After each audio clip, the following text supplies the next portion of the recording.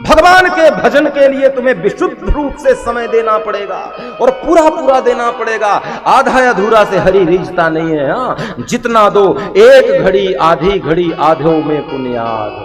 1 घंटे दे दो, आधे घंटे दे दो, आधी घड़ी दे दो, 1 घड़ी दे दो, लेकिन जितना दो विशुद्ध रूप से वो कथा के लिए होना चाहिए। वो समय एक है, साध है, सब सद है, बस एक जगह केंद्रित हो जाओ तो काम बन जाएगा।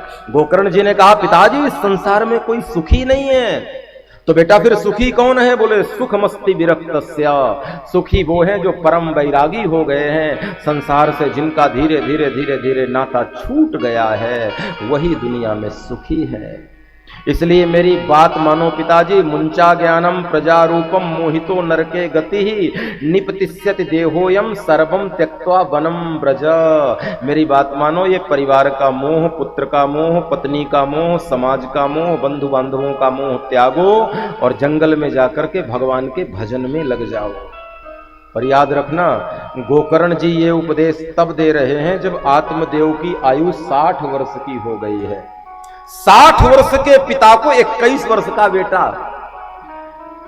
प्रत्युत्तर दे रहा है, संबोधन दे रहा है, समझा रहा है। गोकर्ण जी के उपदेश से आंखें खुली, बेटा मैं जंगल जाने के लिए तैयार हूं। यदि सच्चा सुख जंगल में जाके भगवान का भजन करने से ही है, भगवान की कथा और उसके नाम में ही है, लेकिन बेटा एक बात बता, मैं जंगल में जाऊंगा तो करूंगा क्या? क्योंकि मैंने जीवन भर तो संसार में बिताया है, तो अचानक से मेरी वृत्तियां तो अंतर्मुखी हो नहीं जाएंगी।